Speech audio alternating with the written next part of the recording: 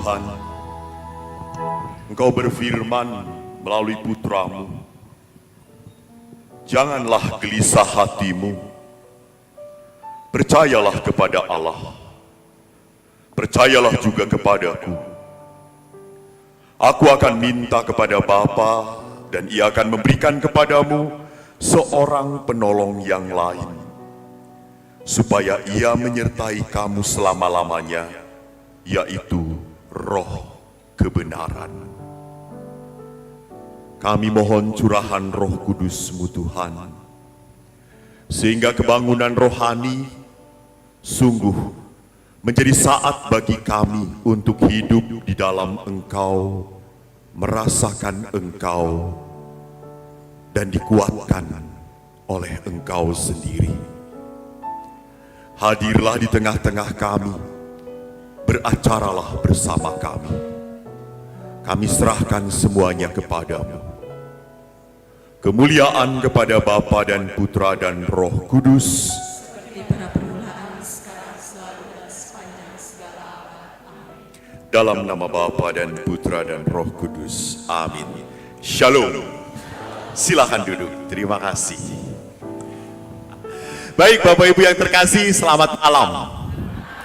Terima kasih bahwa saya boleh berada di tengah-tengah Anda untuk berbagi tentang firman Allah. Judulnya bagus, janganlah khawatir, bersukacitalah senantiasa. Yang jelek gambarnya. Kata-kata janganlah khawatir, kenapa? Saya melihat banyak orang sekarang yang sudah putus asa. Mudah mengatakan, saya udah capek hidup saya. Saya sudah tidak tahu mau apa lagi. Orang yang saya sayangi meninggalkan saya. Orang yang saya sayangi mengkhianati saya. Bahkan pastor pun menyakiti. Jadi perhatikan, banyak orang yang sekarang ini kena masalah sedikit langsung nangis. Kalau Anda tahu sekarang itu kan anak-anak itu masuknya Gen Z, Gen Alpha. Renat Kasali, profesor, mengatakan strawberry generation. Anda tahu strawberry? Oh, di Padang ada nggak strawberry? Oh, Padang itu kota ya, saya pikir kampung gitu ya. Anda tahu bagaimana strawberry ditanam? Nggak tahu lah. Tahu? Anda tahunya sudah di supermarket. Strawberry itu ditanamnya sungguh-sungguh harus di tempat yang bagus sekali, dilindungi. Dan strawberry itu kalau sudah tumbuh bagus banget. Tapi yang namanya strawberry kegesek sedikit hancur. Sama dengan anak-anak kita. Anak-anak kita itu tumbuh dari keluarga yang nyaman, mapan, enak. Anak-anak nggak boleh capek, nggak boleh sulit. Dimarahin oleh guru, anaknya lapor pada orang tuanya langsung datang ke sekolah. Yang mana? Yang mana? Kita adukan saja, kita panggil pengacara. Buset. Dulu saya lapor kepada ayah saya dimarahin guru, ditempeleng saya oleh ayah. Kamu buat masalah. Lihat. Jadi sekarang itu karena anak terlalu dilindungi, dikasih fasilitas. Hilang bolpen, beliin lagi. Udah nggak perlu rame, nggak perlu capek, beliin. Anak nangis, kasih apa yang dia mau. Gak mau belajar, sulit mah, susah, udah sini, mama yang ngerjain. Jadi yang lebih pinter siapa? Nah, anaknya bego terus. Maka anak seperti ini tersinggung sedikit, nangis, kecewa. Mau menikah, tanya sama mamanya, "Mah, aku dapat toko yang mana? Aku dapat rumah di mana?" Hah? Itu terjadi pada zaman engkong atau zaman Anda? Enggak. Anda harus kerja keras. Maka anak muda sekarang pun juga sama. Doa sudah.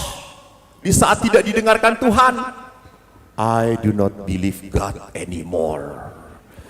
Gue nggak percaya Tuhan lagi. Lihat, begitu cepat imannya rapuh. Maka tidak aneh saya kemarin berbicara tentang pasangan suami istri. Pasangan suami istri yang lahir di tahun 50 60-an itu bertahan sampai kapanpun, walaupun nggak pernah cocok. Maka banyak opa-opa yang pakai alat bantu dengar, tapi dimatikan gitu ya. Jadi walaupun mereka tidak pernah pacaran, nggak ada istilah zaman engkong-engkong itu pacaran 3 tahun 4 tahun, kagak, seminggu ngelihat kawin, langsung cepat. Sekarang pacaran 5 tahun 7 tahun 3 tahun perkawinan. Datang ke pastoran mau cerai. Hah? Kita udah nggak cocok lagi loh. Lihat. Kenapa? Karena stroberi tadi mudah hancur. Kita juga sama, jangan-jangan kita pun beriman seperti itu. Saya sudah capek berdoa Romo, tapi kok Tuhan tidak mendengarkan doa saya. Maka mari kita lihat, manusia itu pasti pernah mengalami pengalaman tengkorak. Pengalaman di mana seperti Yesus di Taman Getsemani. Ingat di dalam Injil Matius pada jam 12, kegelapan meliputi seluruh daerah itu dan berlangsung sampai jam 3. Pada jam 3 berserulah Yesus dengan suara nyaring, Eloi, Eloi, lama sabachthani. Allah, mengapa engkau meninggalkan daku? Jadi kita pernah merasakan bahwa ditinggalkan oleh Tuhan. Kita merasa sendirian. Kita merasa Tuhan tidak ada di pihak kita. Tuhan melupakan saya. Ada cerita di panti asuhan. Suster-suster yang mengasuh panti asuhan itu tahu anak-anaknya itu bandel, susah diatur. Maka suatu hari pada saat perayaan Paskah, suster ini godok telur karena telur adalah simbol Paskah. Dia godok telur, lalu dia taruh di meja, pojok meja. Dia tuliskan, anak-anak, setiap anak ambil 1 telur saja. Ingat ya, Tuhan melihat kamu. Lalu di pinggir yang lain, suster naruh biskuit. Dan anak-anak tahu kalau telur 1 berarti biskuit juga 1. Rupanya ada anak yang iseng. Di dekat biskuit dia tulisin, teman-teman, ambil biskuit silahkan sebanyak-banyaknya. Tuhan tidak akan tahu karena sedang memperhatikan telur.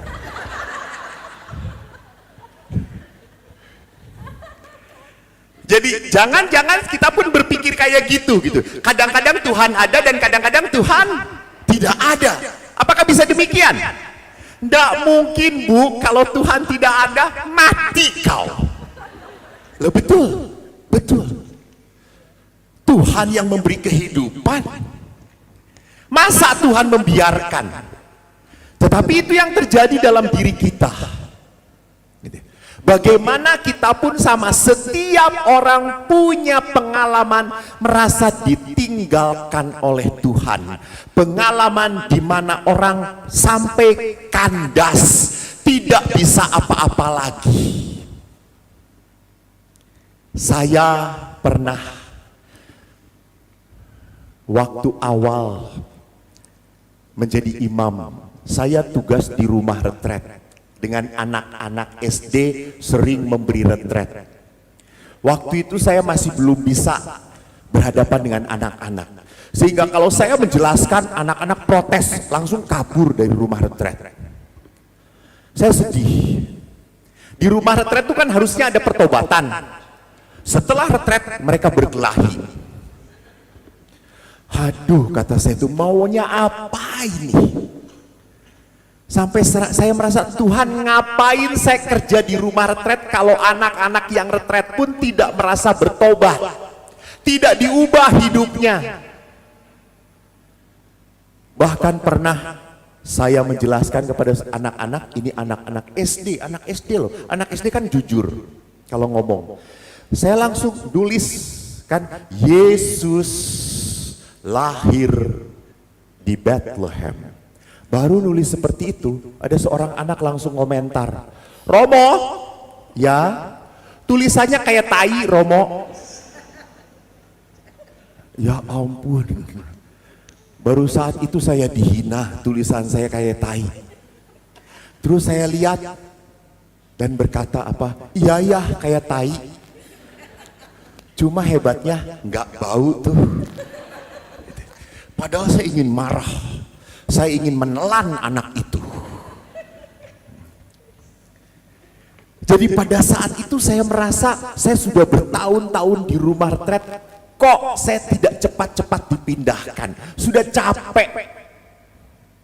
Saya ingin juga pindah, merasakan tinggal di paroki. You know, di paroki itu enak.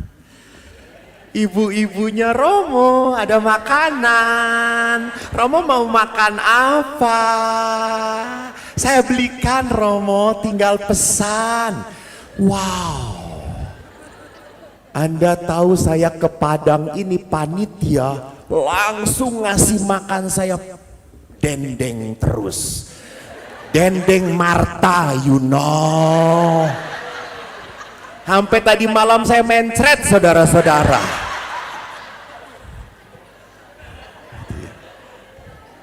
Jadi saking cintanya panitia gitu, diberi gitu. Saya tanya, ada nggak seorang pastor sampai busung lapar? Tidak ada. Semua pastor penyakitnya apa? Kolesterol, darah tinggi, serangan jantung, sebentar lagi mati. Karena umat tuh kalau ngasih, ayo Romo, makan Romo, makan Romo. Saya kan pernah cerita, saya tuh paling senang makan sate kambing. Kalau sudah makan kambing, maaf, Tuhan lewat pun gua cuekin. Saya senang makan kambing. Lalu ada orang Bandung tuh baik-baik. Romo, kita makan. Males. Makan sate kambing. Oh, oke. Saya kalau sate kambing tidak bisa menolak. Juga sate cunyuk alias sate babi, sih nggak bisa menolak saya. Kambing babi itu bersaudara, saudara-saudara. Saya pelihara di perut saya, gitu ya. Jadi suatu saat makan sate kambing dengan suaminya, lalu dia pesen, wah betul, saya makan empuk sekali, lumer. Lalu saya, ayo Romo silakan. Suaminya itu baru makan 5 tusuk, saya lihat sudah diinjekin sama istrinya, sudah selesai gitu. Jadi saat saya makan sate itu, suaminya cuma ngejilatin tusuknya aja. Kata saya tuh kasihan banget. Ayo Pak lagi, udah cukup Romo gitu. Kenapa Pak? Daripada nanti malam gak boleh tidur di rumah, kata dia. Terus saya tanya, Bu, kenapa kalau saya boleh-boleh? Romo, suami saya tuh sakit kayak gini. Nanti kalau sakit piansui, lumpuh, siapa yang ngurus kalau bukan saya? Lalu saya tanya, lah kalau saya? Ya terserah Romo. Oh asem ibu-ibu ini, kurang ajar gitu. Lalu betul tanpa sadar saya habis 30 tusuk. Dan baru sadar setelah 30 tusuk habis, saya baru sadar saya itu sakit darah tinggi. Aneh itu, saya aneh gitu ya. Baru sadar saya sakit darah tinggi. Saya pulang ke rumah, langsung minum obat darah tinggi. Dan apa yang terjadi? Sampai jam 1 badan saya panas dan tidak bisa tidur, berdebar-debar. Langsung saya, wah jangan-jangan ini saat akhir saya. Bener, saya takut mati. Walaupun saya pastor, saya takut mati. Saya takut mati. Lalu waktu itu kan di biara saya, di samping saya itu pastor usianya 89 tahun. Lalu saya berdoa, Tuhan, kalau Engkau mau memanggil, jangan panggil saya. Saya masih muda Tuhan. Saya bisa khotbah, saya bisa pelayanan. Panggil tetangga saya Tuhan. Dia udah tua Tuhan, dia gak bisa apa-apa. Misa juga salah-salah. Amin. Dan Anda tahu setelah doa itu saya tenang tidurnya. Paginya jam 5 saya bangun, saya lihat kok nggak kedengaran tetangga saya. Biasanya dia udah mandi, udah apa. Lalu saya gedor, Romo, Romo. Nggak ngejawab, saya gedor lagi, Romo, woi, masih hidup? Ya masih, kata dia itu. Oh ya syukur kepada Allah. Jadi saudara-saudariku, orang itu juga pernah suatu saat punya ketakutan. Maka apa yang bisa menakutkan bagi kita? Kita punya tempat-tempat tengkorak, tempat-tempat yang menyakitkan. Apa? Tubuh kita. Tubuh kita pun lama-lama tua, betul atau tidak? Tuh, ingat itu. Setelah 60-70 semua kerasa sakit. Sampai ada oma mengatakan, Romo perut saya cekot-cekot, kepala saya senut-senut gitu, kaki saya pegel-pegel. Ya Allah, orang tua udah salah nyebutin gitu ya. Jadi namanya orang tua semua kerasa. Mau jalan tidak seperti dulu lagi cepat, enggak, pelan semuanya. Atau tiba-tiba sepertinya sehat. Kemarin saya baru mendoakan seorang ibu, sehat, baik-baik. Dia nganterin suaminya check up di Penang. Dia pun akhirnya kata dokter, ibu nggak check up juga? Sekalian lah check up. Dan Anda tahu apa yang terjadi? Kena kanker stadium 3. Sat langsung itu drop. Dia mau merayakan perkawinan yang ke-30 pun sedih. Sampai mau dibatalkan. Takut. Tiba-tiba dia sehat, dia nggak ngerasa apa-apa. Dan hanya karena dikatakan ibu kena sakit kanker, dia langsung semangatnya turun.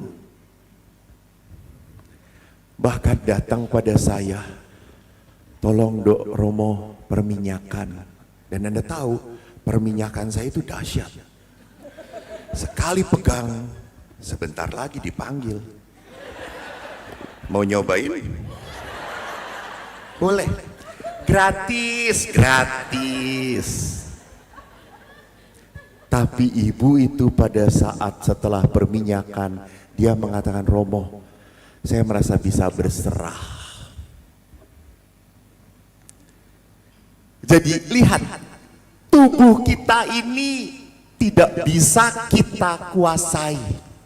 Apalagi semakin tua bukan berarti keinginan makan kita berkurang. Enggak lah. Makin tua segalanya juga tetap digilas, dihabisin, samcan lah disikat, akhirnya menggelambir di sana sini gitu ya. Sehingga tidak jelas bentuknya, ini manusia atau babi yang dimakan gitu ya. Jadi saudaraku yang terkasih, lihat, tubuh itu seringkali kita harus sadar rapuh, sakit. Dan kalau kita sakit, kita menderita, seringkali kita langsung berkata, apa salah saya, apa dosa saya, betul atau tidak? Kita tanya, apa salah saya, kenapa kok bukan dia? Dia jarang ke gereja, kolekte aja cuma goceng. Dia aja Tuhan, dia pelit, lihat. Jadi kita harus sadar bahwa di dalam tubuh kita pun punya penderitaan. Yang kedua, pikiran. Apalagi yang namanya wanita. Wanita itu adalah orang yang selalu memikirkan segala-galanya. Beda dengan pria. Kenapa? Pria itu otaknya kecil. Jadi jarang mikir. Sekali mikir capek dia. Tapi kalau wanita semua dipikirin. Lihat kalau anak sekolah baru, coba aja kalau tidur, siapa yang cepat tertidur pulas? Kalau bukan suami Anda, nempel di bantal,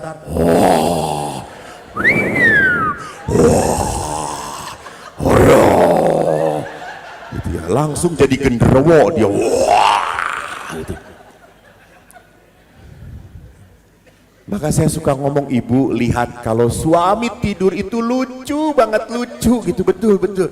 Pandang, dia lucu. Gitu. Anda berpikir, ya Tuhan, dulu saya tergila-gila sama dia. Sekarang gila nih lihat dia kayak gitu.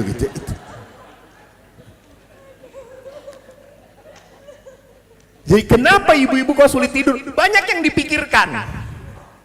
Bahkan kalau anak sebelum nikah, anak belum nikah, ibu juga yang repot. Kok nggak nikah? Kapan nikah? Anda tahu kalau anak yang menikah, siapa yang ngurus semua itu kalau bukan ibunya? Datang ke saya, Romo, anak saya mau nikah. Bu, anaknya umur berapa? 5 tahun. Ya udah gede, Romo. Suruh datang sendiri. Ngapain emaknya? Kata saya itu. Pergi sana. Kata saya usir. Ibunya yang repot. Ibunya yang kepo. Setelah anaknya nikah, ribut juga dia jadi mertua. Nah, inget ya, anak tante ini harus selalu pagi-pagi minum jus.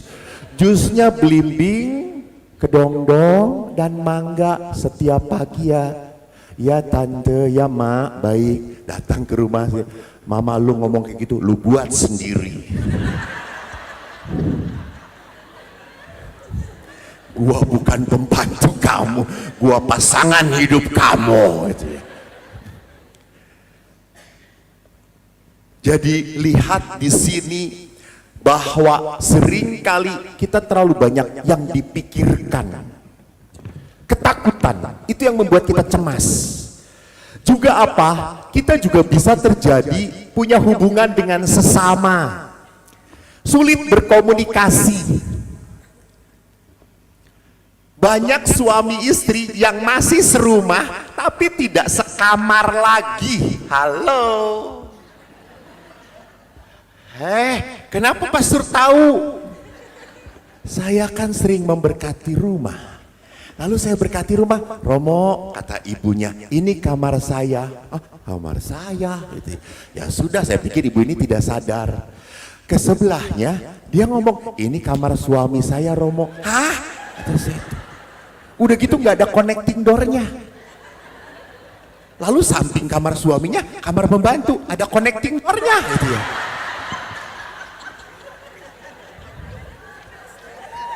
Cilaka kata saya ini. Jadi kenapa kok suami istri sudah tidak mau lagi berkomunikasi, jarang ngomong? Karena para istri selalu ngomong, Romo males lah ngomong dengan suami. Ujung-ujungnya selalu bertengkar. Pernah suami istri rekoleksi dengan saya, lalu saya mengatakan tolong dong suami istri itu ngobrol lagi baik-baik, saling memuji, ngomong yang enak-enak. Lalu suami istri ini mau mempraktekkan pelajaran di rekoleksi. Jalanlah mereka di taman. Terus si istrinya ngelihat apa namanya, entok, tahu entok, bebek. Lalu si istrinya kan mau ngajak ngomong, bingung tuh mau ngomong apa. Lalu akhirnya dia mengatakan pada suaminya, Bah, lihat bebeknya lucu. Suaminya ngomong apa? Iya gendut kayak kamu. Langsung marah mereka langsung. Anda tahu istrinya langsung pulang sekarang, pulang juga. Ngapain ke jalan kayak gini? Kalau lu cuma menghina gitu ya. Lalu bapaknya bercanda. Enggak, ini enggak bercanda, ini serius. Kata dia tuh, ya Allah. Lihat. Jadi bisa jadi hubungan dengan sesama juga rapuh. Ada orang-orang yang baru ketemu aja membuat jengkel. Bisa terjadi toh? Anda pertemuan lingkungan, ribut, tiba-tiba ada ibu yang membuat jengkel. Udah diam, selesai. Jadi ada orang-orang yang tiba-tiba membuat saya hilang sukacitanya. Juga sama. Ini nggak di Padang, di Bandung. Kalau ada umat misa, diam, siap-siap berdoa dia. Setelah doa, teng, lalu ada romonya, ya yang ini apes, pasti lama. Jadi bagaimana di dalam Ekaristi kita bisa bertemu Tuhan kalau kita juga punya kekesalan dengan imam yang memimpinnya? Nggak mungkin kita bertemu Tuhan. Atau yang kedua adalah apa? Kita punya keinginan-keinginan yang yang tidak sesuai dengan pasangan. Saya ingin ini tapi pasangan berbeda. Saya punya mimpi, yuk kita jalan bareng-bareng. Lalu suami berkata, nggak perlulah ngapain gitu-gituan, capek lah. Lihat kalau rekreasi bersama-sama, misalnya, yuk kita ke Bukit Tinggi. Siapa yang sibuk menyiapkan ini itu? Istri. Suami itu tinggal terima. Celana dibawain, baju juga dipasin, udah tinggal terima jalan, nyetir. Dia ngomong, minum, ada apa? Jeruk, ada. Itu lihat, istri selalu menyediakan. Saya pernah jalan dengan para pastor dari Jakarta ke Jogja. Saya setir, saya ngomong minum, nggak ada. Ya Allah, buset, Jakarta Jogja kayak bawa minum, kata saya tuh. Ya udah nanti pakai air radiator, kata saya. Laki-laki tidak pernah memikirkan hal-hal kecil. Perempuan memikirkan. Bapak sudah berumah tangga? Sudahlah, kelihatan ini mah. Tahu ukuran daleman istri? Tidak, istri tetangga tahu. Tidak, karena siapa yang beli? Istri yang beliin. Saya pernah suatu hari saya ulang tahun, encim. Anda tahu encim toh? Yang selalu pakai apa? Bukan sarung, kebaya. Betul. Romo, ini dia ulang tahun, pasti Romo suka. Gitu. Terus saya surprise, Romo surprise. Makasih Cim ya, buka tuh sekarang, buka tuh Romo. Gitu ya. Nanti aja. Sekarang, ya saya kan tidak mau menyakiti hati orang tua. Saya buka dan saat dibuka saya kaget, celana dalam, you know. Lalu pasti pas Romo, saya lihat pas nomornya edan, kata saya itu.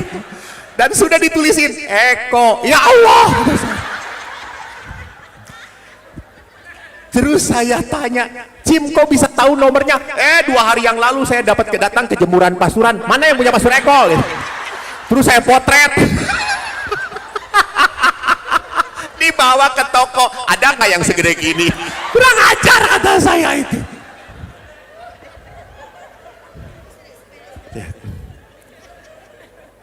Indahnya dekat dengan encim-encim, you know, gitu ya. Jadi harapan keinginan laki itu beda dengan harapan keinginan wanita. Juga sama, harapan dan keinginan seorang ibu beda dengan harapan seorang anak-anaknya. Anak-anak berpikir, kalau saya sudah kawin mah, sudah cukup, mama jangan kepoh. Tapi seorang mama itu kan selalu mikirkan toh. Maka lihat, salah satu yang membuat permasalahan keluarga adalah mertua. Mertua, betul. Maka pasangan suami istri yang paling bahagia di dunia adalah Adam dan Hawa. Karena tidak punya mertua. Saya punya teman si George, namanya orang Amerika. Si George ini suatu saat bawa keluar istrinya dan mertuanya ziarah ke Yerusalem. Senang sekali ziarah. George ingin menyenangkan mertuanya. Tiba-tiba di Yerusalem mertuanya serangan jantung dan meninggal. George urusin, dia bawa surat kematian ke kedutaan Amerika. Dia ngomong, tolong berapa harga membawa jenazah mertua saya ke Amerika. Lalu setelah dihitung-hitung, kedutaan berkata kurang lebih 5.000 sampai 7.000 dolar. Itu berarti sekitar 70 jutaan. Oh ya, ya. Bagaimana kalau saya boleh usul? Dimakamkan di sini lebih murah 150 dolar saja. Lalu George berpikir, dia ngomong, enggak, saya bawa saja ke Amerika, saya makamkan di Amerika. Lalu pegawai kedutaan berkata, hebat ya, kamu sayang sekali dengan mertua. Bukan sayang. Kamu tahu dulu ada orang yang dimakamkan di Yerusalem ini 3 hari bangkit lagi.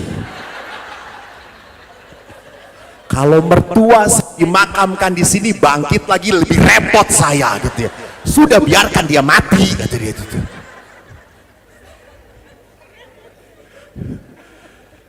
Jadi bukan karena sayang gitu ya. Gitu. Jadi perhatikan, kita juga punya emosi yang kadang-kadang tidak terkendali, marah, jengkel, kecewa, gitu ya. Kadang-kadang bisa meledak. Makin tua makin emosi, sumbunya sumbu pendek, gitu ya. Sedikit saja langsung bisa bisa berontak. Dan akhirnya bisa terjadi tempat tengkorak kita adalah roh kita. Saat dimana kita sudah merasa jauh dari Tuhan, kita udah jarang berdoa lagi. Berdoa pun seringkali rosario baru sambil tiduran gitu ya. Bangun-bangun baru 10 gitu ya. Jadi sebulan itu cuma 1 rosario saudara-saudara gitu. Dia begitu hematnya dalam berdoa gitu ya. Jadi perhatikan, bisa terjadi orang itu hanya merasa berdoa karena sebuah kewajiban, bukan menjadi sebuah relasi. Maka dia tidak pernah merasakan hubungan yang dekat dengan Tuhan.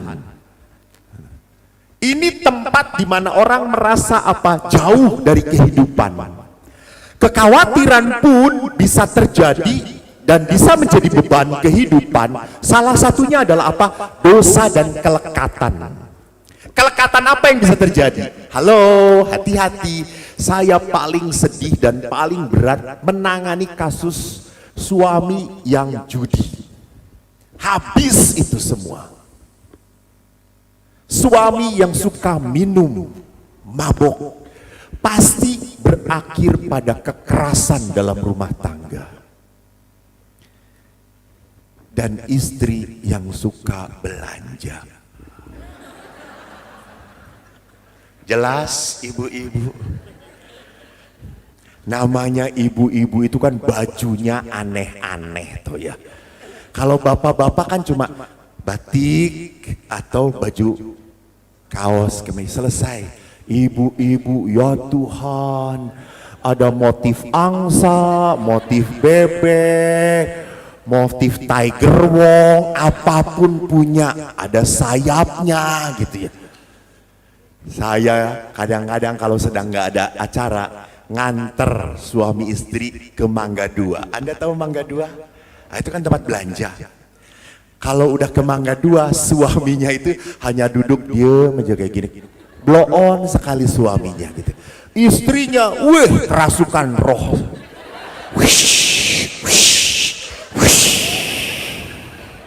Bisa dari lantai 1 ke 6 itu dalam waktu 2 menit, saudara.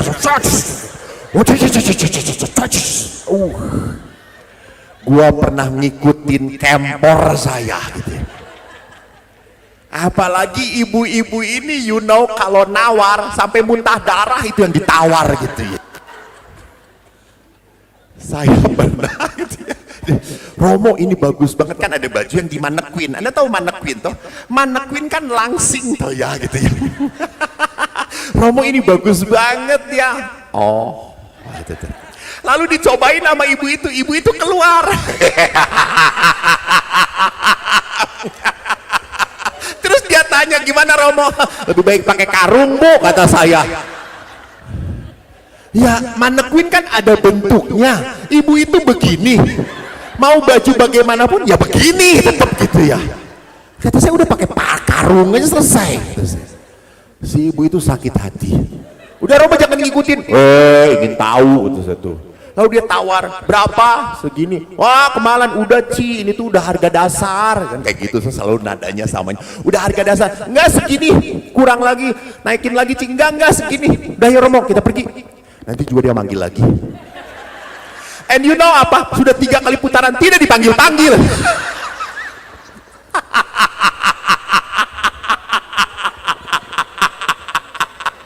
Terus saya ngomong, tidak dipanggil.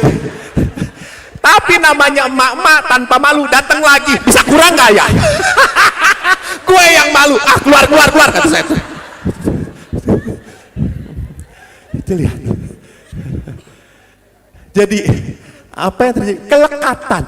Saya berpikir kalau punya itu saya akan lebih cantik. Saya kalau pakai itu akan lebih baik. No. Saya akan lebih bahagia. Enggak. Sama aja Bu. Suami juga makin pening lihat ibu. Pak, baju baru. Paling seperti oh, gitu. Ya, selesai. Yang kedua adalah apa? Penderitaan, pelecehan, penganiayaan, kekerasan. Saya 25 tahun menghadapi cukup banyak anak-anak yang terluka batinnya. Apalagi kalau anak-anak dibandingkan. Tuh lihat cicik kamu, tuh lihat dedek kamu.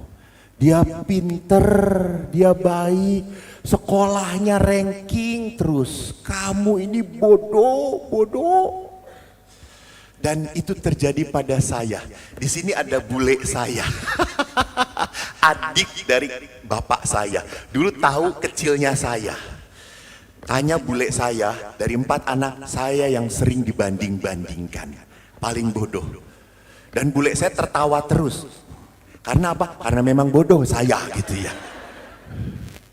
Saya itu dibandingkan kalau bangun pagi-pagi, tetangga saya itu bangunnya lebih pagi. Jadi kalau ayah tuh bangun kamu, lihat tetangga, lihat anak tetangga udah bangun jam segini, udah sapu-sapu, udah beres-beres, kamu masih tidur. Sehingga saya kalau mau bangun selalu lihat anak tetangga.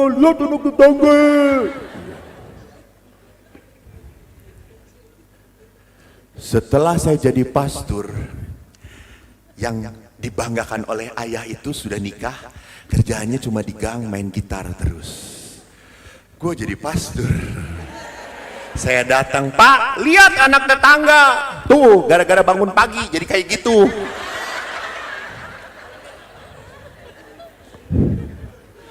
Nih, nggak pernah bangun pagi, jadi Romo.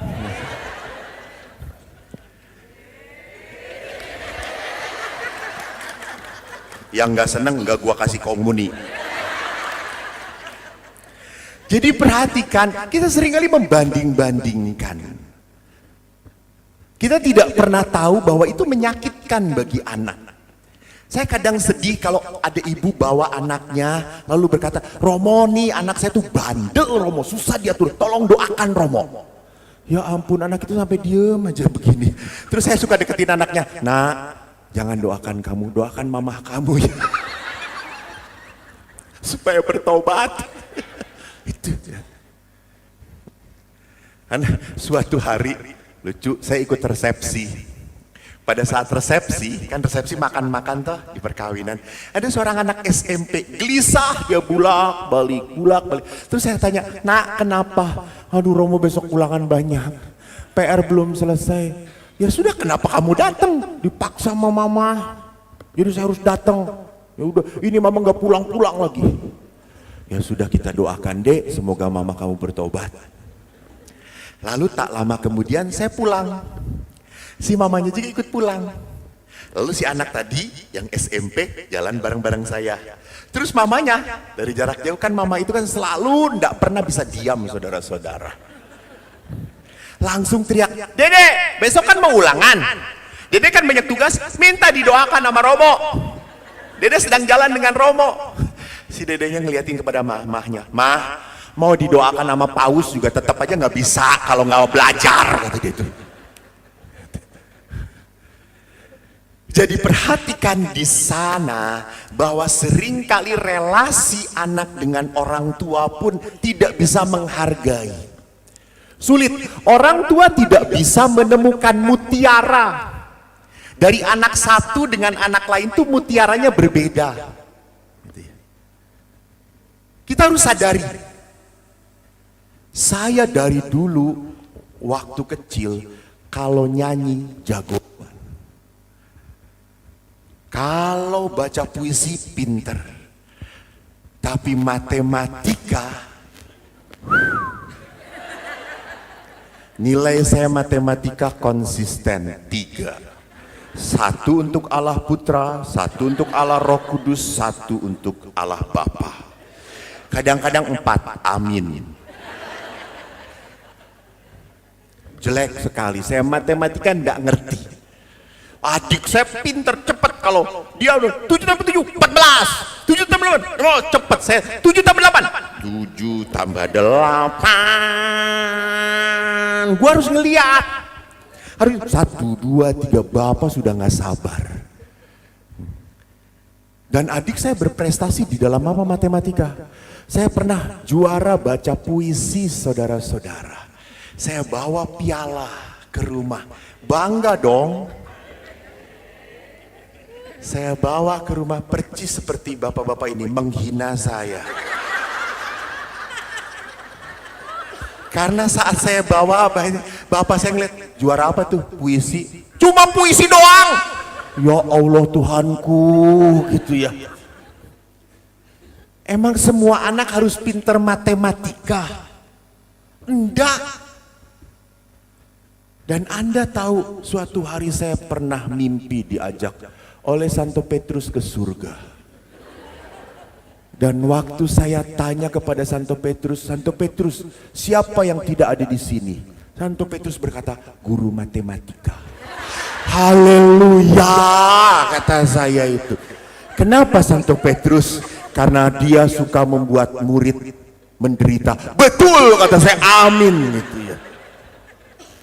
Dan saya terluka oleh guru matematika, betul terluka sekali. Tapi suatu saat, sewaktu saya sudah jadi pastor, saya tinggal di rumah retret, guru matematika saya retret dengan saya. Dia sudah laule. Gua tendang, Saya berkata dalam arti, ini saat pembalasan, kata saya itu. Tapi saya romo, nggak boleh. Balaslah sakit hati dengan lebih sakit lagi kalau bisa gitu ya. Lalu saya beri retret. Di saat setelah saya beri retret, guru-guru itu memuji saya. Romo kalau menjelaskan jelas ya. Iya, terima kasih. Anda tahu saya bisa seperti ini karena dulu murid Bapak Ibu guru. Loh, yang mana Romo? Lalu saya cerita, dulu guru matematika. Oh, yang dulu bodoh itu ya. Terus saya berkata, betul Pak Guru, saya bodoh. Tapi ingat, sekarang saya di atas. Bapak Guru di bawah. Ingat. Jadi kalau Anda punya anak ranking 35, tenang, lihat Romo Eko. Uskup Bandung teman saya, selalu ranking 1, betul. Jadi uskup, betul. Tapi jarang jalan-jalan. Dia pergi ke luar negeri untuk apa? Rapat. Eko ke luar negeri, ziarah rekreasi coy.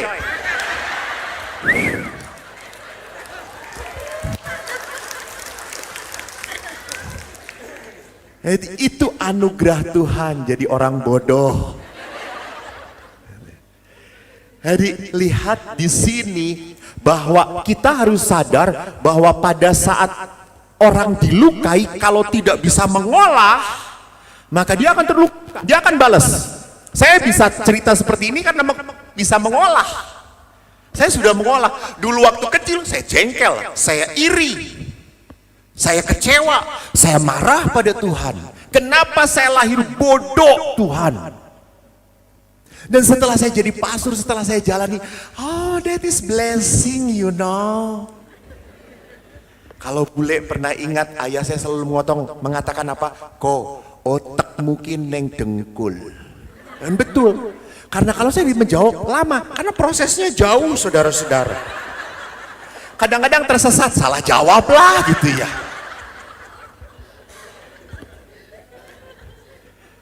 Nah, mari kita lihat bahwa tadi kita mendengarkan apa saudaraku?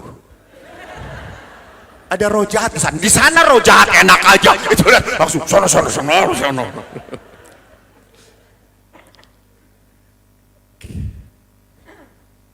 Ke atas lagi. Oke.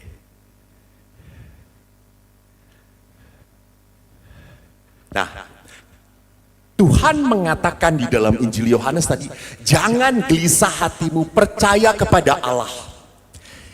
Jangan gelisah, itu selalu suara dari Tuhan. Kalau suara dari sekitar kita selalu menakutkan, selalu kamu harus jadi kayak gini, kamu harus kayak gitu. Anda tahu khotbah saya seperti ini pun banyak orang yang nggak suka. Ya enggak apa-apa kata saya itu. Romo itu kalau khotbah jangan melucu-lucu. Aneh. Ya Allah. Jadi dia mengharapkan saya khotbah seperti ini. Saudara-saudara, Tuhan Yesus lahir ke dunia di Bethlehem. Jauh dari sini saudara-saudara. Capek kalau ke sana. Apalagi jalan kaki. Gak bisa saya khotbah ya harus seperti ini ya. Memang ini diri saya gitu. Mau kelihatan blow on, emang blow on. Jadi perhatikan, saya tidak perlu mendengarkan harus diatur oleh orang lain. Saya kemarin tadi ya misa dengan para DPH. Saya mengatakan saya nggak mau menjadi pastor yang memuaskan umat. Enggak. Umat tuh komplain. Kalau pasturnya dekat dengan tante-tante, pas dikatakan pasturnya haus cinta kasih, keganjenan. Kalau pasturnya dekat dengan bapak-bapak, lihat pasturnya homo. Dekat dengan anak-anak, pedofilia. Dekat dengan emak-emak, masa kecil kurang bahagia, salah melulu. Jadi nggak mungkin tidak ada hal yang negatif, selalu aja yang negatif. Namanya manusia. Saya menyenangkan di sini, sana kecewa. Saya menyenangkan di sini, saya kecewa. Jangankan Eko, Yesus pun, halo, ditolak ya Bu. Ibu menolak. Oh,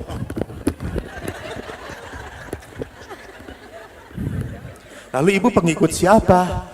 Oh, Yudas Iskariot, haleluya, damai Kristus, ibu bertobatlah ya Bu. Nanti saat adorasi menyembah Yesus, bukan Yudas. Yesus saja ditolak. Orang baik, tidak ada kesalahan padanya. Jadi kalau sampai Anda merasa bahwa kok orang tidak suka, it's okay you know. Tidak setiap kata-kata orang itu benar. Maka lihat, kita harus belajar mendengarkan suara Tuhan. Nah, tadi dikatakan Yohanes 14. Jadi kita itu harus mendengarkan suara Tuhan. Dan Anda tahu di dalam kitab suci ada 7.000, kurang lebih 7.000 janji Tuhan.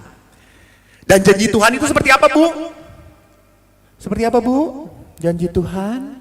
Halo? Bagaimana janji Tuhan? Seperti apa? Aku akan, kapan? Ya, betul. Sampai akhir zaman. Lihat, janji Tuhan itu selalu apa? Berkat. Ingat itu. Tetapi masalahnya, janji Tuhan itu ada syaratnya. Ada hal yang harus dilakukan. Jadi kalau janji itu, kamu penuhi dulu janjinya, baru terjadi. Betul atau tidak? Ya. Saya seperti janji kepada anak. Nah, kamu dapat nilai 10, papa belikan. Sama, Allah pun kayak gitu. Saya memberkati kamu kalau kamu mengikuti apa yang aku mau. Apa yang Tuhan mau. Ibu bersalaman dengan saya, ya. Tuhan mau supaya baik, Bu, saya lakukan, Bu. Amin. Allah itu ingin kita apa? Hidup baik, berdamai, mengampuni. Jadi bagaimana mungkin kita punya hati yang sukacita kalau kita tidak bisa mengampuni? Ya atau tidak? Gak mungkin.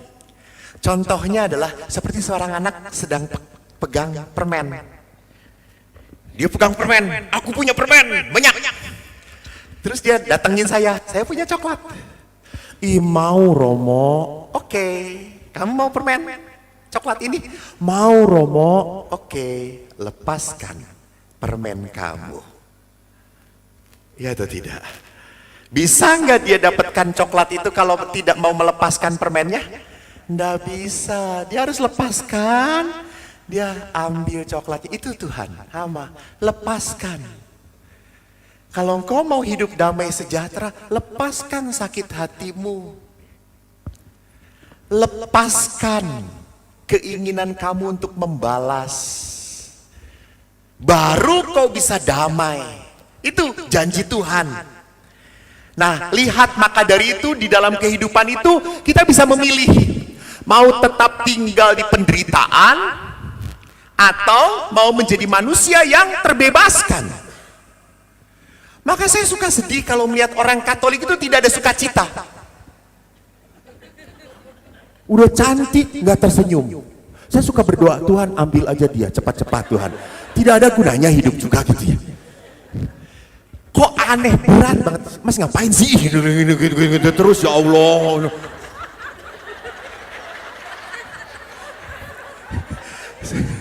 Jadi nggak enak kelihatan jerawatnya dong. Kayak sergap aja, ini penjahatnya, ini penjahatnya, ini penjahatnya. Mundurlah, kata saya.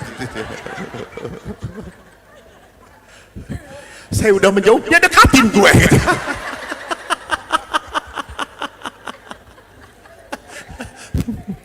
Jadi perhatikan, gue ngomong apa tadi? Jadi lupa saya jadinya. Saya ngomong apa, Bu? Ibu ketawa. Tadi ngomong apa sih? Jadi perhatikan di sini, kita tidak pernah bisa hidup. Saya mau diberkatin, tapi saya masih memegang luka dan kemarahan saya. Nggak mungkin. Hidup saya mau bahagia, sukacita, enggak. Maka aneh kalau banyak orang Katolik berat hidupnya. Banyak utang, oke. Tetap sukacitalah, coy. Yes, gue banyak tagihan. Dalam nama Yesus, saudara-saudara. Beres. Tapi ya kerja gitu ya. Enggak, biar kamu yang hutang, Tuhan yang bayar. Enak aja gitu. Nah, jadi di sini kita harus belajar menjadi orang yang punya sukacita. Nanti saya perlihatkan. Kita bisa memilih. Saya mau hidup sebagai orang yang menderita, penuh beban, berat hidup, atau menjadi orang yang punya sukacita. Dan ingat, Tuhan maunya apa? Ya betul, Tuhan maunya kita sukacita. Tuhan maunya kita damai sejahtera. Itu maunya Tuhan. Maunya jahat, si roh jahat adalah apa? Kita hidup dalam ketakutan, kita hidup dalam pembalasan, kita hidup dalam kesakitan hati. Jadi kalau Anda menjadi pribadi yang punya sakit hati, berarti Anda hidup dalam si iblis. Kemarin saya ngomong, ada bapak-bapak yang selalu merasa, Romo kok saya tidak pernah merasa digoda ya oleh Tuhan. Ya iya, Karena sesama iblis dilarang menggoda. Jadi kalau kita hidupnya tidak bisa sukacita, berarti apa? Saya sudah dicengkram oleh kuasa kegelapan. Nah, Yesus menginginkan kita hidup di dalam terang Tuhan, di dalam sukacita. Jadi hidup sukacita itu bukan berarti apa? Gue punya banyak duit. Kata siapa orang yang banyak duit sukacita? Kata siapa? Dia juga selalu berpikir duitnya jangan-jangan hilang. Ya atau tidak? Jadi kekurangan duit itu dipikirkan oleh orang miskin juga oleh orang kaya. Halo. Betul, betul. Yang tidak pernah memikirkan kekurangan uang adalah imam gue. Nggak pernah. Saya makan di mana-mana ditraktir oleh umat. Saya datang ke restoran sendiri langsung, Romo, ada umat. Udah pasti ditraktir lah gitu ya. Saya pernah makan sendirian diam-diam pas mau bayar, sudah Pak, sudah ada yang bayar. Siapa? Itu ibu tadi. Wih, hebat, enak banget. Tapi pernah kemarin saya ke rumah makan. Wait, ada yang kenal saya nggak? Nggak ada, saudara-saudara. Jadi gue bayar sendiri. Mahal lagi. Tapi saya tetap sukacita. Tetap sukacita. Karena setelah itu langsung ditanya, Romo tadi makan di mana? Di sini. Itu rumah mahal, Romo. Iya mahal banget. Udah ini saya gantiin. Gitu. Anak Tuhan coy.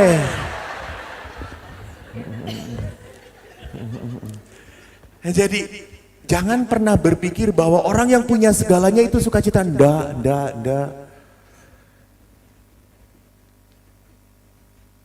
Hanya makan yang sederhana pun pada saat Anda nikmati itu sukacita. Itu sukacita. Saya kalau udah memberikan retret, capek, datang ke kamar, makanan sudah dingin, saya panggil, Mam, dan gak ada yang datang. Ya kalau datang malah menakutkan toh. Ya Pap, waduh kata saya. Rambut panjang, baju putih, bolong gitu. Kuntilanak kata saya. Langsung saya panasin super mie dengan telur. Saya diam, saya berdoa, terima kasih Tuhan. Betapa indahnya hari ini. Semangkuk super mie menemaniku. Hai cacing-cacing, bersukacitalah, malam ini menunya super mie. Anda tahu super mie itu senikmat stik. Betul. Jadi bukan masalah apa yang dimakannya, tetapi masalahnya adalah apa? Bagaimana saya memakannya. Enak. Jadi lihat di sini, Paulus pun berkata, bersukacitalah senantiasa dalam Tuhan. Sekali lagi kukatakan, bersukacitalah. Lihat sampai 2 kali. Paulus berkata seperti itu. Hendaklah kebaikan hatimu diketahui semua orang. Jangan kamu khawatir. Nyatakan dalam segala hal keinginanmu kepada Allah dalam doa dan permohonan dengan ucapan syukur. Maka damai sejahtera Allah yang melampaui segala akal akan memelihara hati dan pikiranmu. Lihat, damai sejahtera yang melampaui segala akal. Artinya apa? Akal kita, kalau orang punya segala-galanya pasti bahagia, betul atau tidak? Akal kita, logikanya, betul atau tidak? Betul. Kalau orang cantik pasti bahagia, betul atau tidak? Kalau orang ganteng pasti bahagia, betul atau tidak? Logikanya, ya Allah. Ini kalau ngomong dengan emak-emak, betul, betul, nggak jelas itu. Gue harus ngikutin kepalanya atau mulutnya gitu ya, betul, betul. Susah. Kalau dengan panti jompo itu nggak jelas, betul.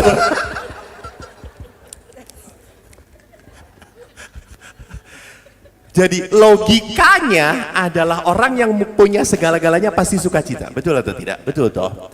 Keluarga yang damai pasti sukacita, betul atau tidak? Suatu saat saya berhadapan dengan seorang ibu yang mempunyai anak keterbelakangan mental. Harusnya sedih, betul atau tidak? Logikanya harusnya sedih. Iya kan? Seumur hidup anak ini tergantung dengan mama papanya. Mamanya sejak anak ini kecil berdoa, Tuhan sembuhkan dia, sembuhkan dia. Sampai akhirnya dia datang ke seorang romo yang bijaksana. Romo itu berkata, ibu salah berdoa. Ibu minta Tuhan menyembuhkan anak. Doanya dirubah. Apa Romo? Sembuhkan saya, sembuhkan saya. Dan akhirnya apa yang terjadi? Beberapa bulan setelah dia berdoa sembuhkan saya, dia bisa menerima anaknya. Dia bahagia.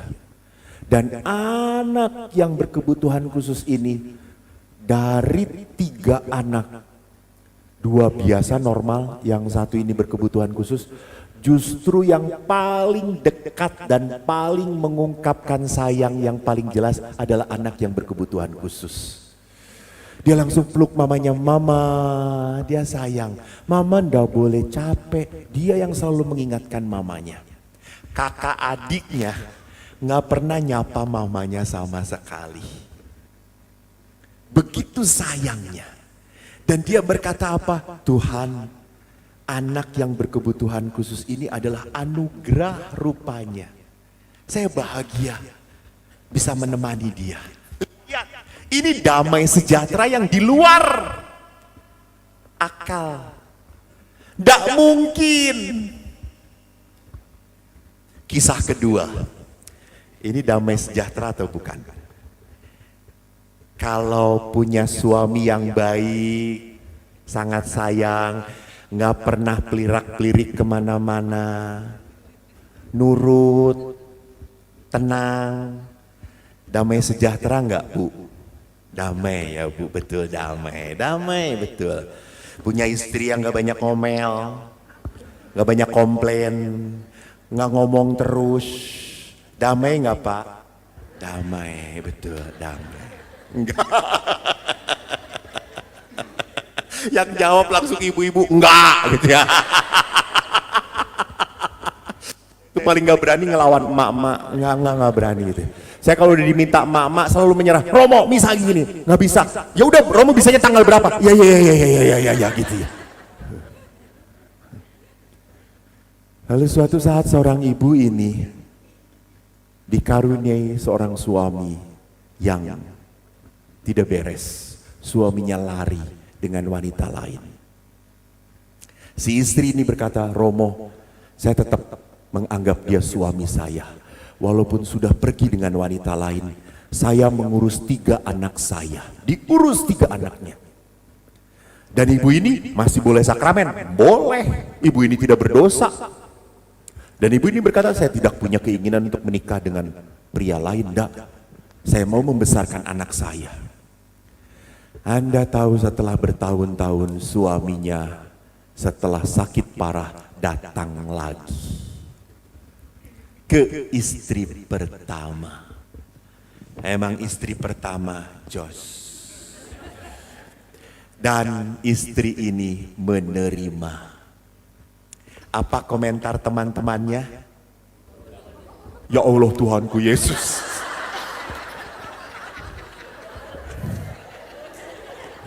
Tuhan ampunilah mereka Tuhan. Lihat semuanya langsung ngomong bodoh. Bodoh itu perempuan bodoh namanya.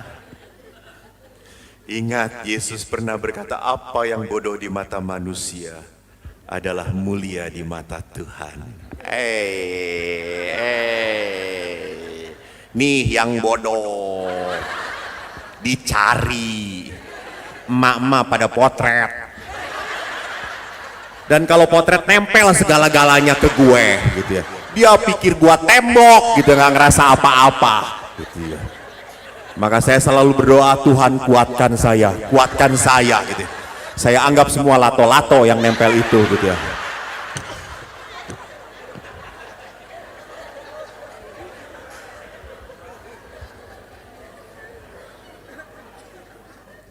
Saya kembali kepada yang bodoh tadi. Tadi sudah dibodoh-bodohkan, tetapi si ibu ini dengan tenang tetap melayani suaminya.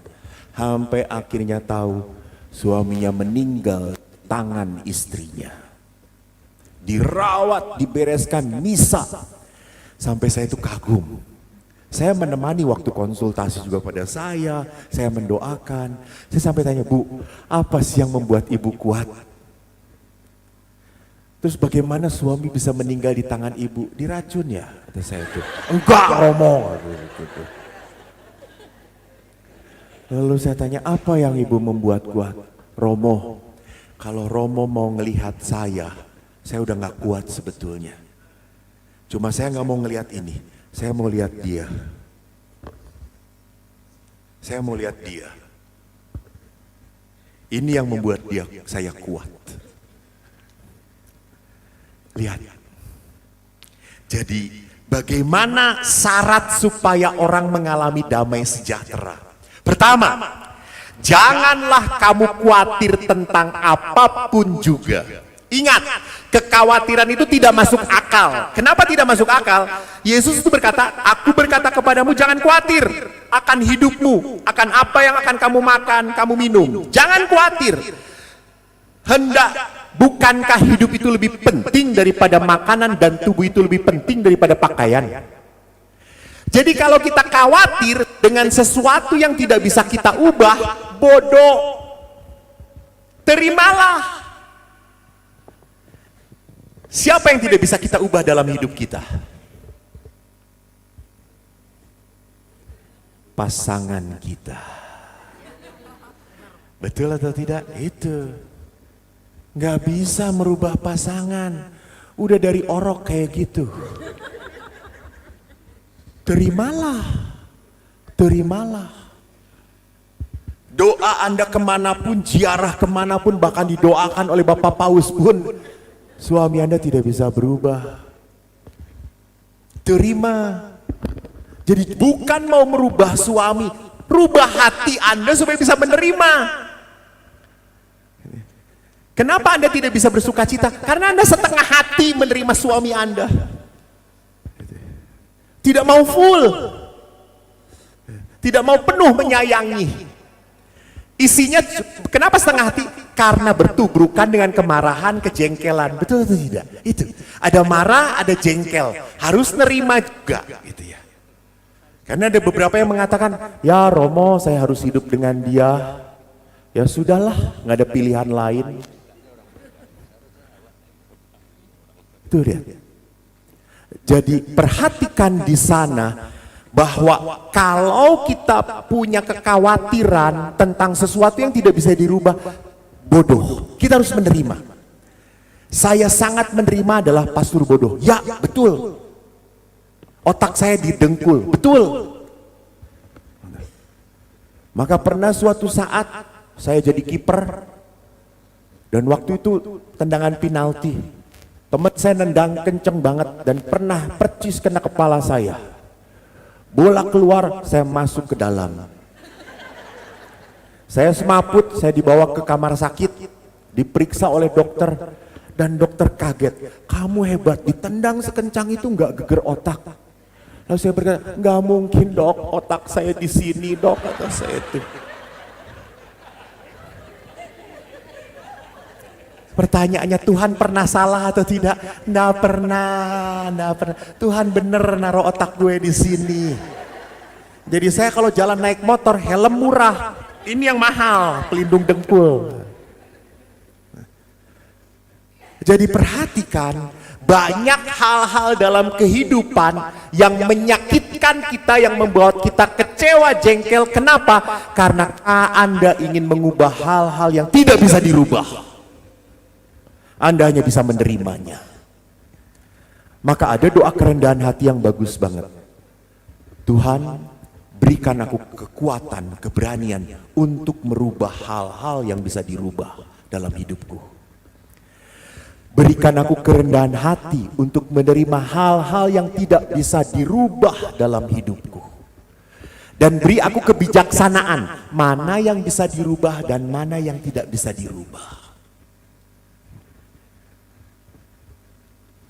Sekali lagi, kekhawatiran itu tidak masuk akal. Yang kedua, kekhawatiran itu adalah bukan bawaan lahir manusia.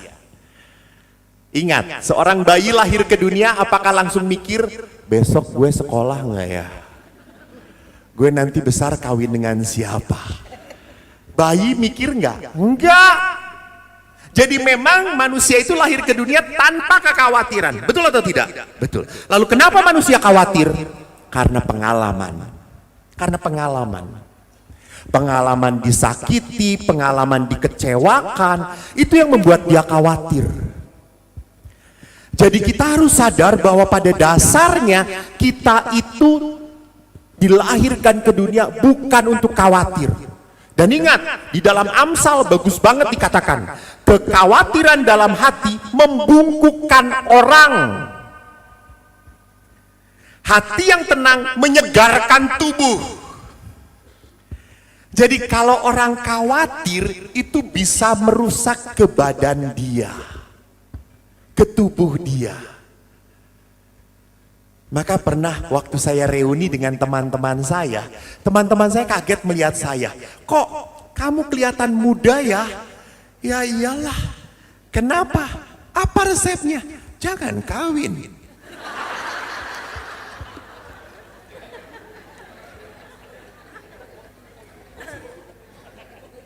Tidak ada kekhawatiran ya. Saya pulang malam nggak ada yang cerocos. Saya dekat dengan satu ibu nggak ada yang komplain. Hehe, tenang. Saya pulang ke rumah nggak bawa duit, nggak ada yang tewat-tewat, nggak ada. Saya pulang dari Padang nggak ada yang minta oleh-oleh, kagak ada. Tapi bukan berarti panitia saya tidak perlu oleh-oleh. Tolong garis bawahi. Jangan tepuk tangan, realisasikan. Saya butuh oleh-oleh, bukan butuh tepuk tangan. Ya Tuhanku, ini hatinya kurang peka deh semuanya.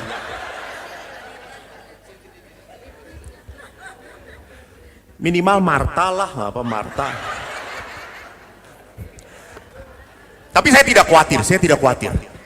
Karena saya berbicara dengan anak-anak Tuhan, saudara-saudara. Yang ketiga adalah apa? Kekhawatiran itu tidak penting. Kenapa? Lihat, siapa yang diantara kamu karena kekhawatirannya dapat menambahkan sehasta saja pada jalan kehidupannya. Ingat waktu kita COVID, orang punya uang berapapun, belum tentu bisa jaminan. Betul atau tidak? Betul. Jadi apa akhirnya? Orang khawatir itu adalah orang yang tidak percaya pada Tuhan. Ingat. Orang khawatir itu berarti apa? Orang itu tidak dekat dengan Tuhan. Jangan salahkan Tuhan. Tuhan tidak pernah salah. Kamu yang hatinya bebal. Kamu hatinya keras. Kamu tidak mau dibentuk oleh Tuhan. Ingat, Tuhan itu tidak mau membuat manusia menjadi apa? Menjadi orang-orang yang gampangan, dikasih lembek. Enggak, Tuhan ingin membuat jadi keras. Anda tahu dalam sebuah batang pohon yang keras untuk menjadi sebuah patung, bagaimana harus dilakukan? Dipahat, dipotong, digergaji. Itulah kita. Kita pun ingin menjadi hasil ciptaan Tuhan yang bagus. Maka Tuhan pun membiarkan kita dihajar. Ingat, hajaran itu membuat kita kuat. Maka saudara-saudaraku, kalau tadi kekhawatiran itu adalah sesuatu yang tidak masuk akal, sesuatu yang tidak membuat kita tidak percaya pada Tuhan. Yang kedua adalah apa? Bicaralah kepada Tuhan. Jadi kalau Anda panik, berdoalah. Kalau Anda khawatir, nyanyikanlah puji-pujian. Ingat, Yesus kan mengatakan, hubungan saya dengan Tuhan itu seperti hubungan siapa dengan siapa? Dengan bapaknya. Betul, anak dengan bapaknya. Yesus itu mau ngomong gini, kalau seorang anak minta kepada bapaknya, "Pak, belikan mainan dong." Apakah anaknya ini mikir dapat uangnya dari mana? Enggak, sama. Kalau Anda mohon kepada Tuhan, nggak perlu mikir Tuhan yang biar mikir. Loh kan kita sadar Tuhan yang maha kuasa. Kita hanya diminta untuk, didekatin lagi gue.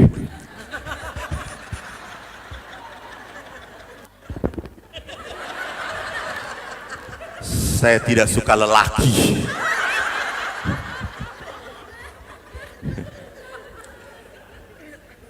Jadi kalau kita diminta berdoa, itu kita memohon. Ingat, berdoa itu kenapa? Karena kita percaya. Jadi jangan sampai berdoa itu setelah kita nggak bisa apa-apa lagi. Setelah kepentok nggak bisa apa-apa, Tuhan nggak bisa, tolong. Tuhan dari atas, iya nggak bisa saya juga. Jadi berdoalah sejak awal Anda memulai segala-galanya.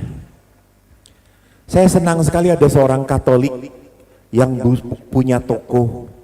Setiap buka toko, dia punya kebiasaan baik. Dia selalu minta air suci. Jadi setiap dia buka toko, diperciki tokonya, dia berdoa. Hebat, hebat. Lalu saya tanya ibu itu, Bu, ibu tiap hari romo, apakah jadi rame? Ya enggak. Lalu bagaimana? Saya tetap damai.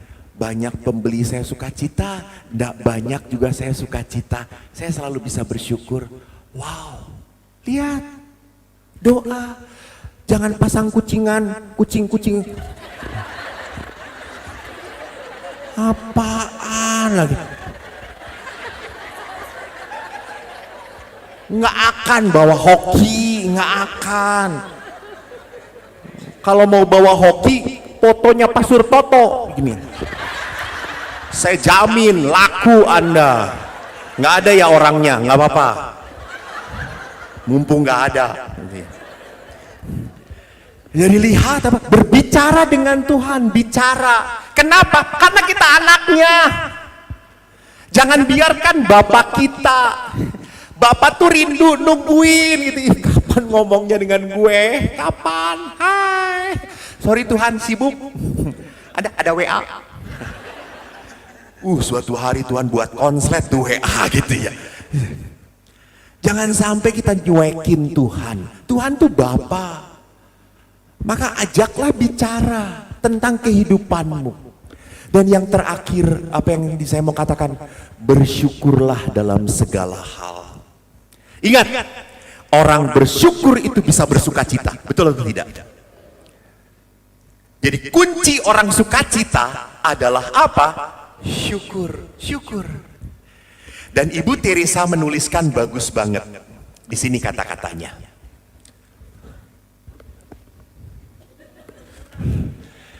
The best way to show my gratitude is to accept everything, even my problem, with joy. Jadi, ngerti nggak? Beberapa mama,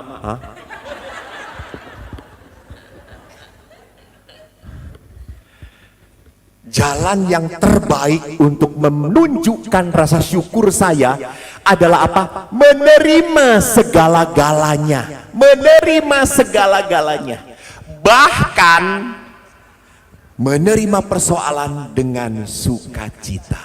Ingat, sukacita itulah yang akan menghancurkan persoalan. Jangan lupa, sukacita. Kenapa orang suka berat? Bukan sukacita. Karena melihat persoalan itu sebagai persoalan. Lihatlah persoalan itu sebagai ujian dari Tuhan. Nah, saya tanya kepada bapak-bapak, ibu-ibu. Pak, ini bapak yang semangat. Kan di dalam kehidupan itu ada godaan dan cobaan. Bapak dengan istri datang ke sini? Tidak. Bapak dengan istri. Mana istrinya? Lalu ibu siapanya? Ya Allah. Oh, kok ada connecting door-nya dengan yang ini?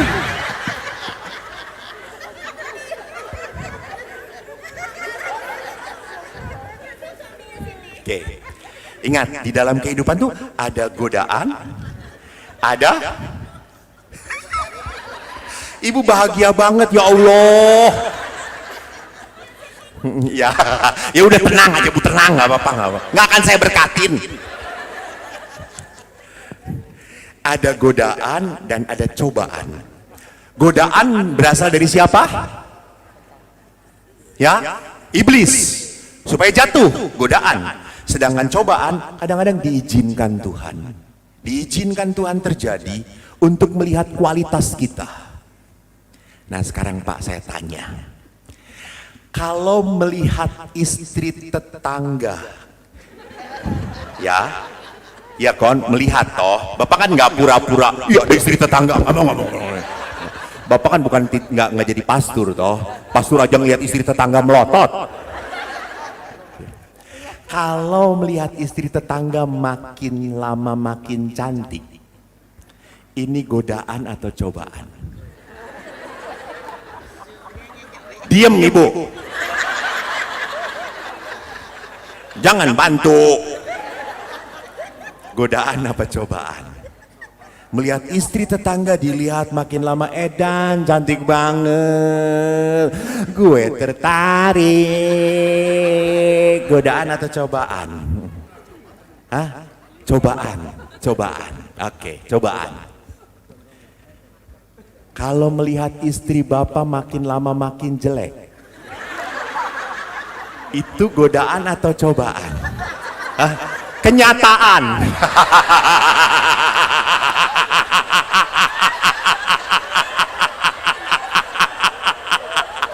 Jangan terlalu jujur. Nanti malam tendang aja Bu.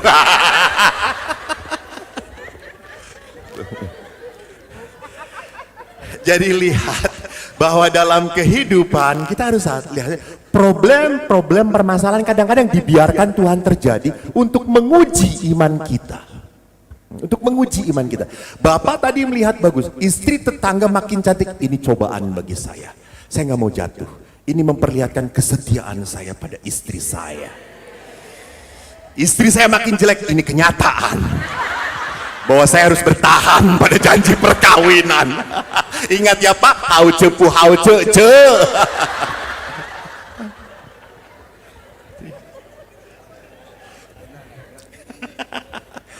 Maka Bapak Ibu yang terkasih, setelah kita menjalani 3 hal, saya lihat di sini apa yang dikatakan Rasul Paulus, segala perkara dapat kutanggung di dalam Dia yang memberikan kekuatan kepadaku. Jadi orang itu bisa menanggung apapun, tidak punya kekhawatiran kalau hidup di dalam Tuhan, di dalam Tuhan. Karena apa? Tuhan sendiri berkata seperti ini. Halo, baca bersama-sama.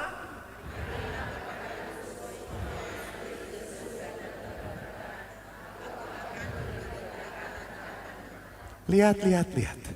Apakah Tuhan memberikan beban dalam hidup kita? Hah? Tidak. Tuhan ingin memberikan apa? Yang penting apa kita? Kita diminta apa? Kita diminta apa? Hah? Kita diminta apa?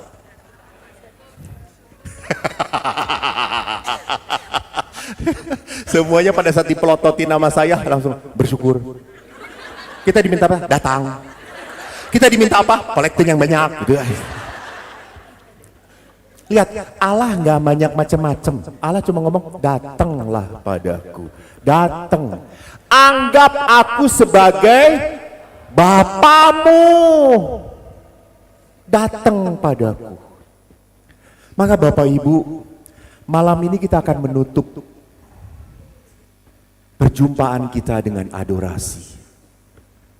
Anda tahu adorasi apa?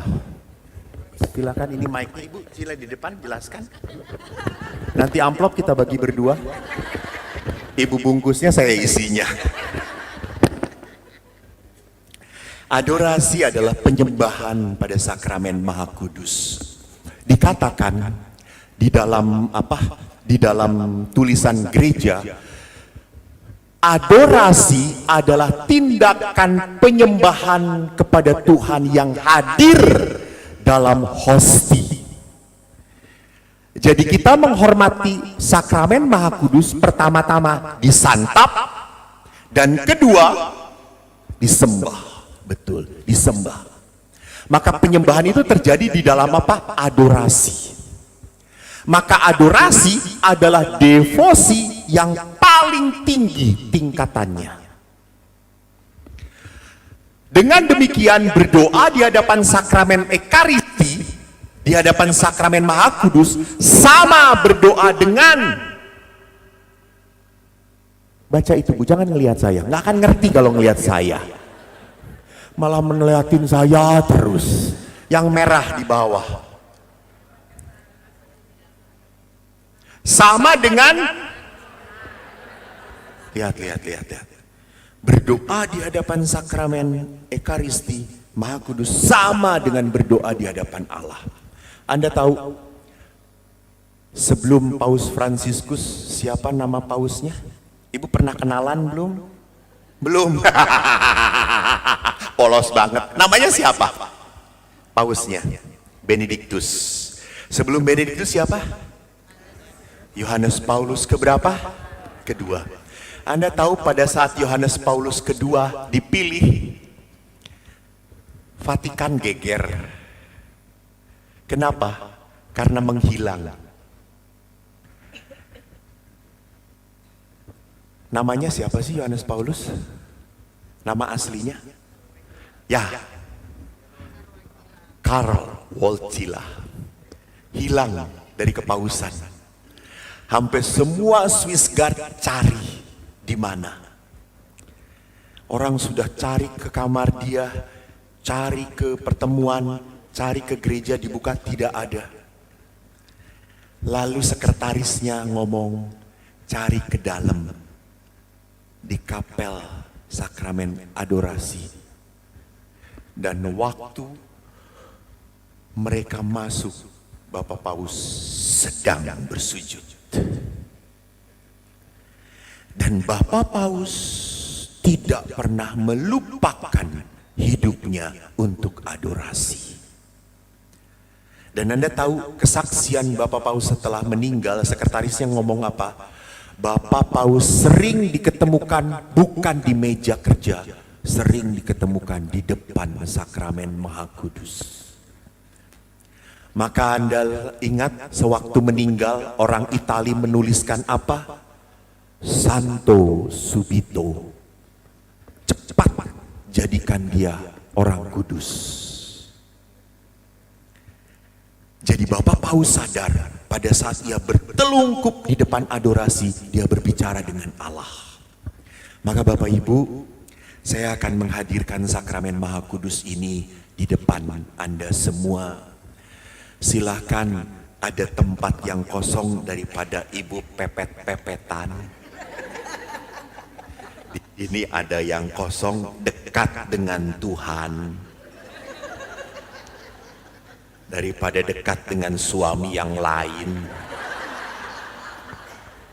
Boleh pindah. Lalu silahkan datanglah dalam sakramen Maha Kudus ini, hormatilah. Tolong. Jangan sampai saya bawa sakramen Maha Kudus, nanti saya akan berkeliling, akan memberkati. Jangan di film, aneh. Anda didekati oleh Tuhan, Tuhan tidak butuh untuk viral. Kemarin waktu saya di Singkawang, ada seorang ibu yang mau ikutan seminar, sakit perutnya. Melilit karena dia punya mah akut. Suaminya sampai berkata, ya sudah mah kita batalkan. Enggak, saya ingin ikut. Dan dia ikut. Dan pada saat sakramen Maha Kudus diputarkan berkeliling, ibu itu merasakan romo di saat saya bersujud, Allah menyembuhkan saya. Ibu itu sembuh dari sakitnya. Jadi ingat, mujizat itu bisa terjadi bagi yang percaya. Bapak Ibu, mari kita heningkan hati kita, kita siapkan batin kita akan menghadirkan Tuhan di dalam adorasi ini.